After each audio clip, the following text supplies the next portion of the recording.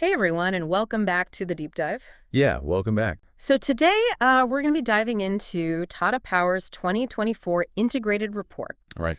And we've also pulled up their CSR policy, some details on their board committees, and then also some insights into their social and relationship capital from their website. Sounds good. So like we always do, we're going to, go through this and try to extract the essential meaning for you. Yep.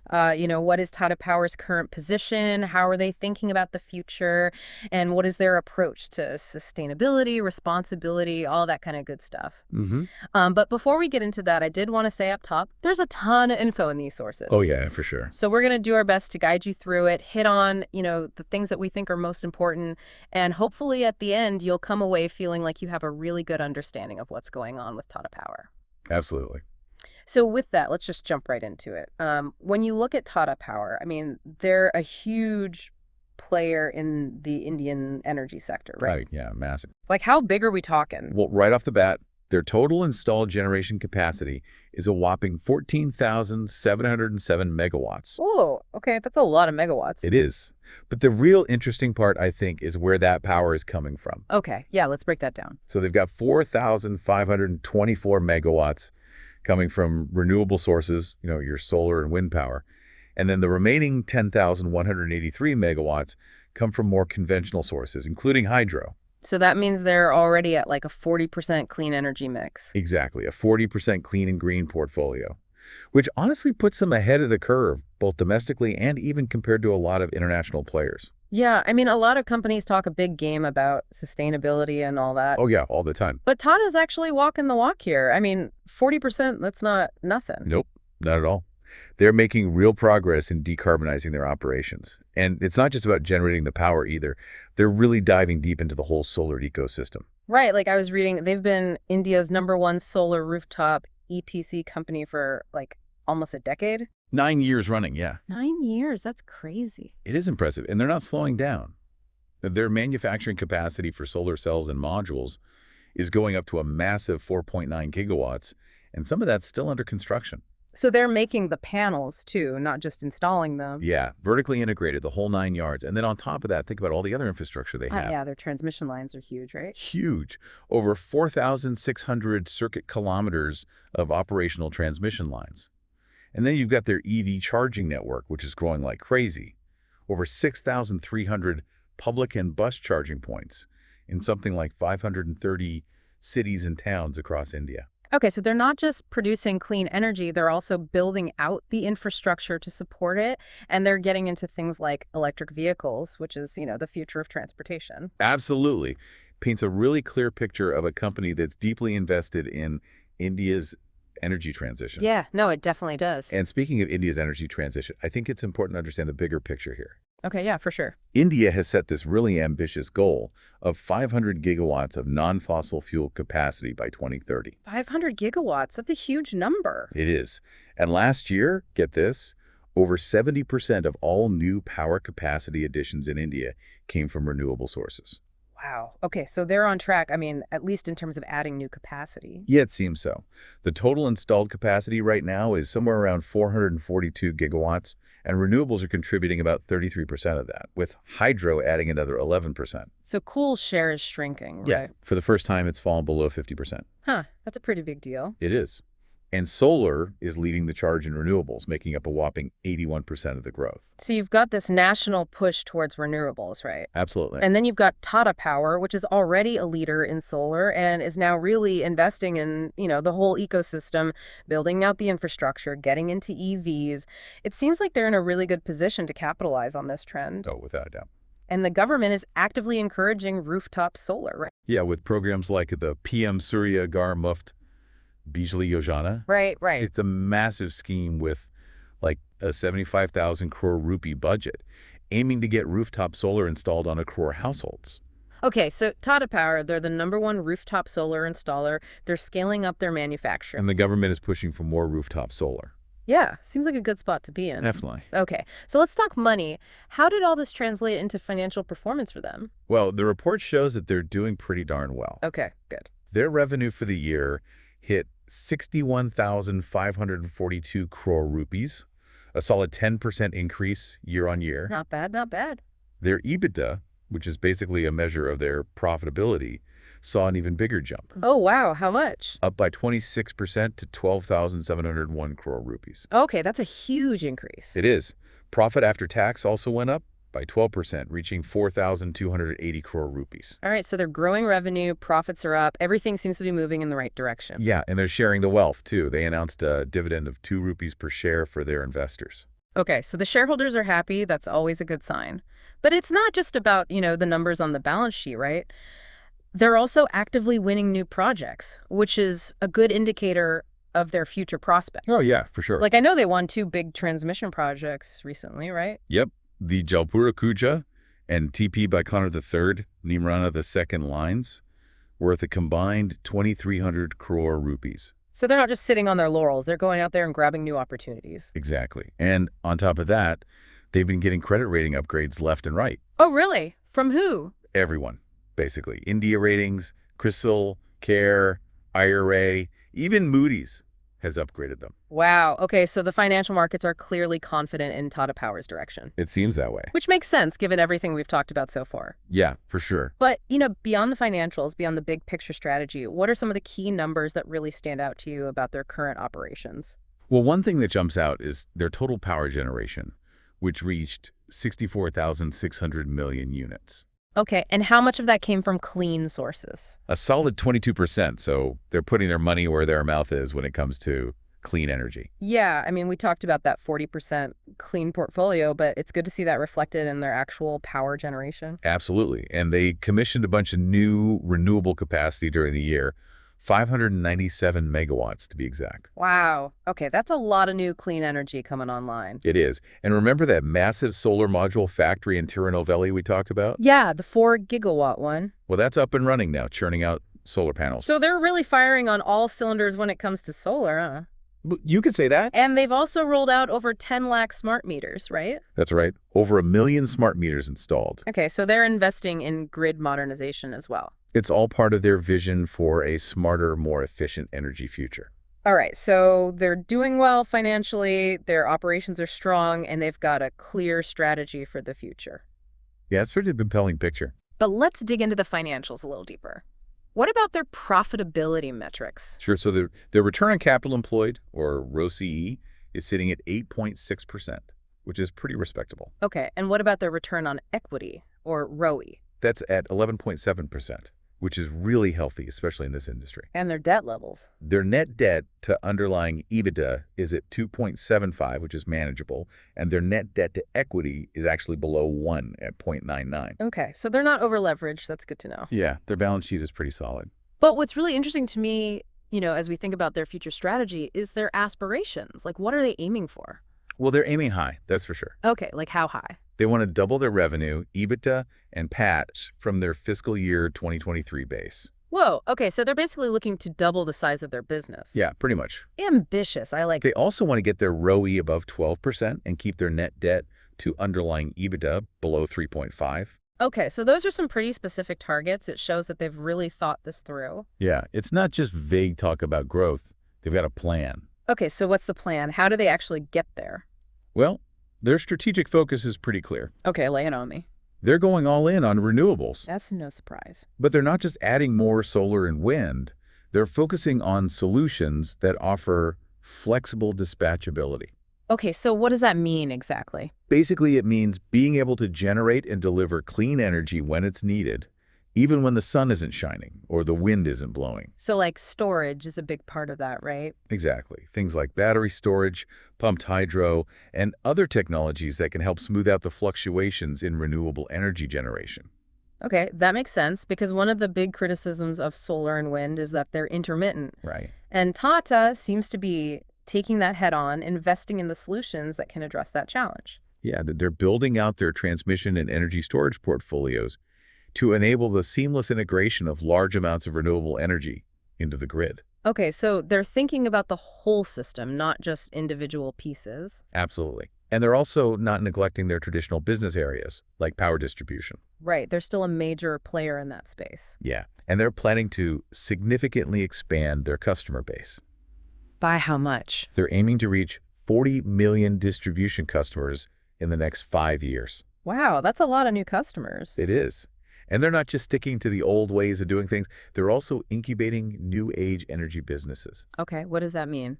Basically, it means they're exploring new technologies, new business models, new ways to deliver energy services. So kind of like a startup mentality within this big established company. Yeah, exactly. I like it. It shows that they're not afraid to innovate. And they're putting their money where their mouth is when it comes to things like electric vehicles. Right, we talked about their EV charging network earlier. Well, they're planning to install over 7.5 lakh home chargers, and they're expanding their public charging network to over 10,000 points. Okay, so they're really going all in on EVs. They see it as a major growth area, and they want to be a leading player in that space. Which makes sense. India is a huge market for EVs, and it's only going to get bigger. Absolutely.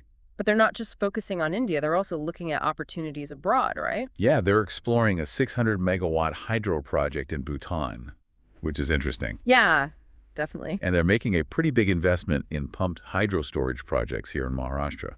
How big? 12,500 crore rupees. Wow. Okay, so hydro and pump storage are clearly a big part of their strategy, too. Yeah, it gives them that flexible dispatchability we talked about earlier, the ability to store clean energy and release it when needed. Okay, so just to recap, they're aiming for a clean and green portfolio of over 15 gigawatts. They're expanding their transmission business, and they want to be carbon net zero before 2045. Yep, that pretty much sums it up. Ambitious, to say the least. But they seem to have a solid plan in place. All right, let's shift gears a bit and talk about sustainability and responsibility. Okay, good stuff. So, first off, how much did they spend on CSR this year? 58 crore rupees. All right, and they also invested heavily in employee training, right? Yeah, over 4.9 lakh total employee training hours. That's a lot of training. It is, but it shows that they're committed to developing their workforce. And it's not just about their own employees. Their Mumbai and Delhi distribution companies are buying a decent chunk of their power from renewable sources. Yeah, 15.5% to be exact. Okay, so they're walking the walk internally as well. Yeah, and they're really proud of their ESG ratings. Which makes sense. They're doing a lot of good stuff in those areas. They're also big on stakeholder engagement. Okay, so they're actually listening to what their stakeholders have to say. Yeah, they're actively soliciting feedback and incorporating it into their decision-making processes. Can you give me an example? Sure, like they've been getting feedback about work-life balance, so they're implementing programs to address that. Okay, that's good. And they're working on improving their ESG disclosures to make them more transparent and informative. So overall, it seems like they're taking stakeholder engagement seriously. Yeah, they see it as an essential part of being a responsible company. Now, when it comes to sustainability, what really impressed me is their long-term commitment. Oh yeah, they're thinking big picture. Like, they're not just focused on next quarter's earnings, they're thinking about the impact they're having on the planet and on society. Exactly. They've pledged to achieve no net loss to biodiversity by 2030. Okay, that's a big one. And they want to positively impact the lives of 80 million people by the same year. Wow, 80 million people. That's a lot of lives touched. It is, and it shows that they're not just thinking about environmental sustainability, but also about social impact. And they're embracing circular business models, right? Yeah, they're looking for ways to reduce waste, reuse materials, and create closed-loop systems. Which is essential for a truly sustainable future. Absolutely.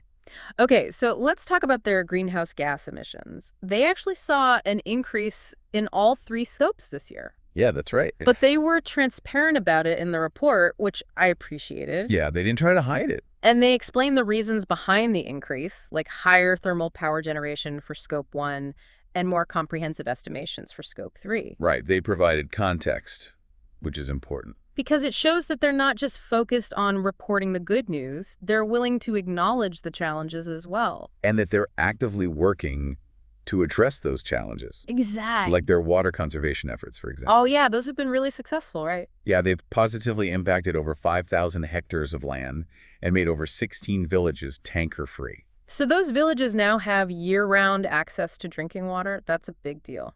It is, and it shows that they're not just thinking about their own operations, but about the communities they operate in. And they've got a specific biodiversity action plan for their renewable energy sites. Yeah, they're really trying to minimize their environmental footprint. I was also really impressed with their focus on energy conservation and technology absorption. Me too. They've got some really cool initiatives going on. Like that thing where they're predicting the gross calorific value of pH6 gas to optimize auxiliary power consumption. Yeah, that's pretty innovative. And the robotic power isolation for safety.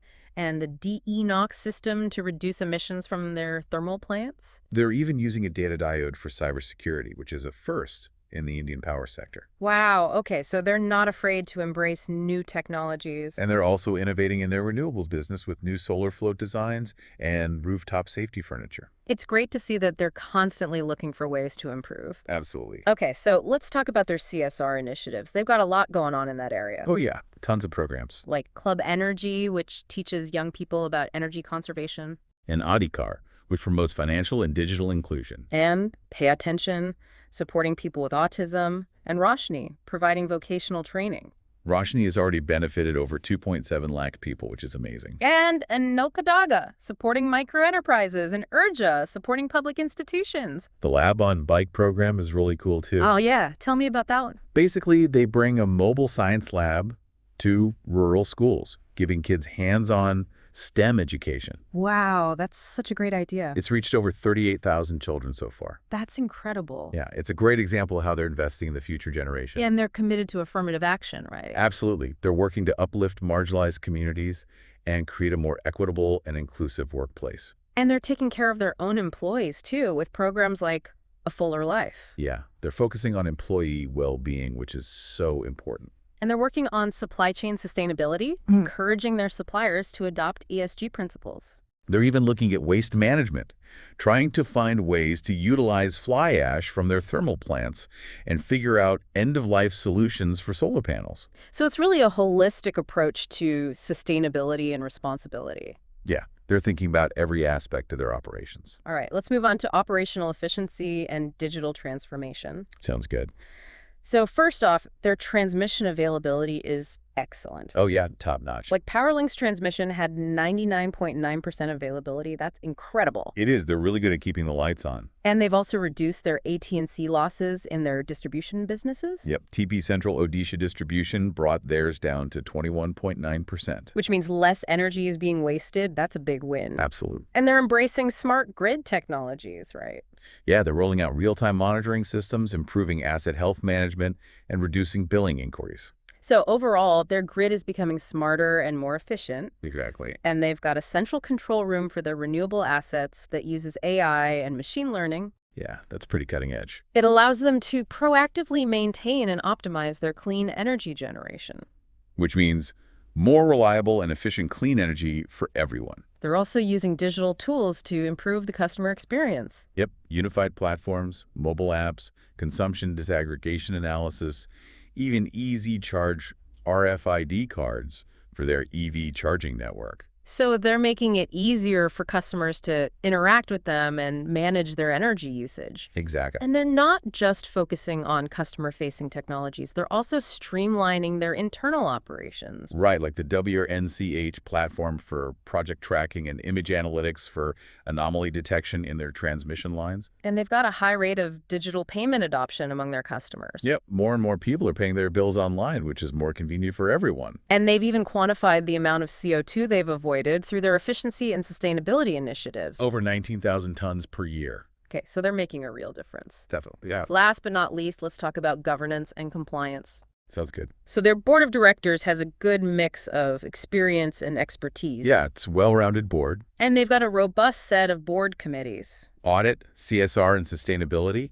stakeholders relationship, risk management, they've got it all covered. And their CSR policy is publicly available on their website. Which is a good sign of transparency. And they're fully compliant with all the relevant laws and regulations. Companies Act, SEBI regulations, secretarial standards, everything.